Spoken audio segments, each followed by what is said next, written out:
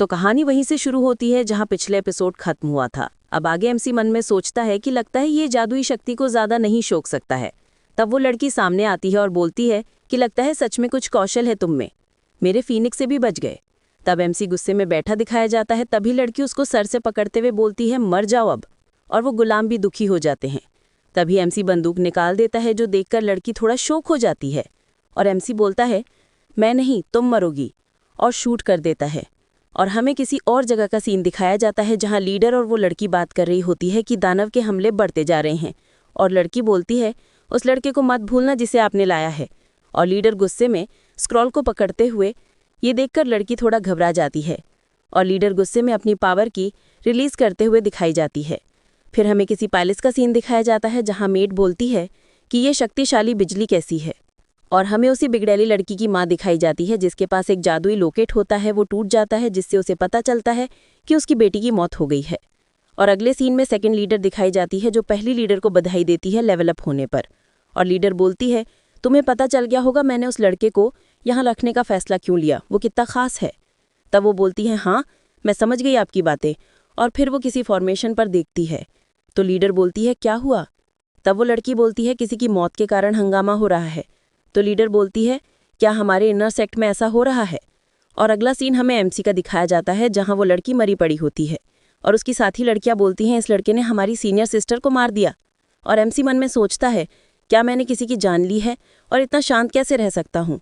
तब सिस्टम इस लड़की को स्कैन करता है और बोलता है टास्क अनलॉक, आपको एक जैविक बॉडी मिली, आपको इसका भुगतान दिया जा रहा है। और एमसी का लेवल बढ़ जाता है और एमसी के पास पबजी जैसे आइटम मिलते हैं।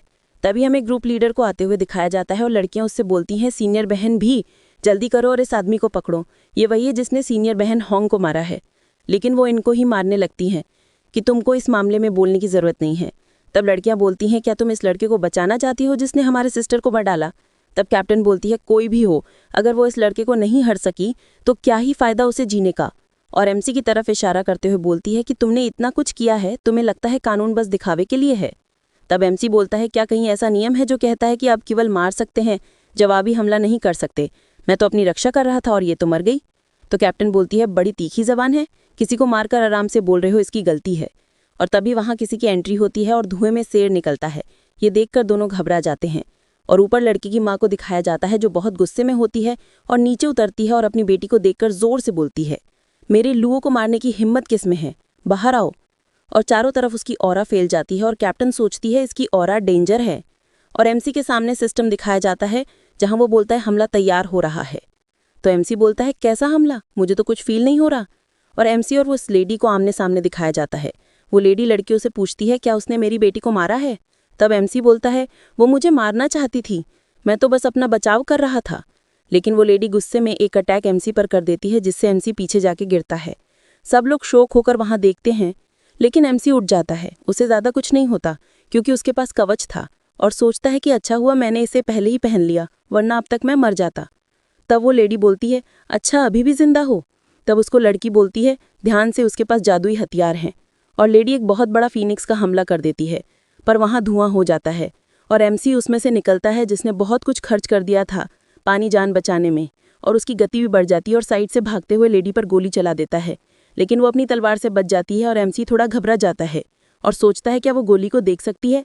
और वो लेडी बोलती है क्या तेरे पास यही है, और कुछ बचा है तो दिखाओ वरना मरो फिर। तब एमसी एक फ्लैश बॉम्ब निकालकर उस पर फेंक देता है जिससे उस लेडी को कुछ देर के लिए दिखाई नहीं देता, जिसका फायदा उठाकर एमसी उसके सर पर गोली मार देता है। पर एमसी शौक हो जाता है क्योंकि इस लेडी को कुछ नहीं होता इस गोली से।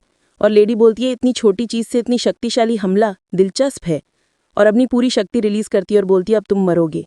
उसके ऑरा से ही एमसी दूर गिर जाता है और लेडी एक बहुत बड़ा आग का गोला तैयार करती है और एमसी की ओर फेंक देती है। तब एमसी सोचता है भागो वीसी, ये तो सटिया गई है।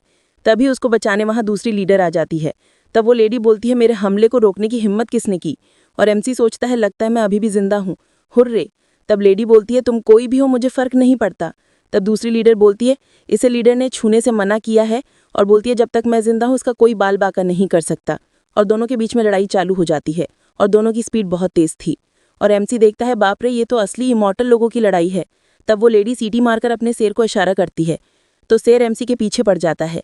ये देखकर दूसरी लीडर थोड़ा परेशान हो जाती है और शेर एमसी पर एक हमला कर देता है, जो देखकर दूसरी लीडर आगे बढ़ती है, पर वो लेडी उसका रास्ता रोकते हुए बोलती है उसे कोई नहीं बचा सकता। और सीन शिफ्ट होता है लड़ाई के बाद का, जहाँ एमसी एक आदमी को बैंडेज लगाता है और बोलता है अब तुम ठीक हो जाओगे। उसके साथ ही थोड़ा परेशान हो जाते हैं, लेकिन वो देखते हैं कि उनका दोस्त अब ठीक हो रहा होता है और एमसी वहाँ से निकल जाता है। और हमें एक पैलेस के अंदर का सीन दिखाया जाता है, जहाँ एमसी मजे ले रहा होता है गर्म पानी के, और बाहर लड़कियाँ उसकी बातें सुनकर हंसती है और एमसी बोलता है यही जिंदगी है, मुझे हमेशा से अपनी एक शुगर मॉम चाहिए थी, तो ऐसा ही लगता है हूँ। और खड़े होते हुए बोलता मैं पहले से मजबूत हो गया हूँ। तभी वहाँ 2 मेड आती हैं कपड़े लेकर, जो देखकर एमसी शर्म के मारे पानी में गिर जाता है। और अगले सीन में मेड उसको कपड़े पहना रही होती है, जिससे एमसी शर्मा रहा होता है और सोचता है यहाँ की महिलाएं अलग हैं। और एमसी की नज़र लड़की के चेस्ट पर चली जाती है, जिससे अमदी का पप्पू खड़ा हो जाता है और बोलता है मुझे चाहिए। तब अमदी थोड़े दूर आते हुए बोलता है आह कोई बात नहीं, अब मैं अपने कपड़े खुद पहन सकता हूँ। तब मेड बोलती है तुम इतना शर्मा क्यों रहे हो, हमने सब कुछ देख लिया है, चिंता मत करो, हम काटेंगे नहीं। और एमसी तैयार हो जाता है, जिसे देखकर मेड उस पर फिदा हो जाती है। और एमसी बोलता है तो फिर सुंदरी लीडर मुझसे कब मिलने आ रही है। तब एक मेड बोलती है जब वे काम से फ्री होंगे आपको बुला लेंगे, और अगर आपको अभी कुछ करना है मैं यहीं पर हूँ। तब दूसरी मेड उसको बोलती है अरे चुप रहो, छेड़खानी मत करो वरना तुमको निकाल दिया जाएगा। और वे चली जाती है और एमसी ठरकी उनकी बैक साइड देख रहा होता है।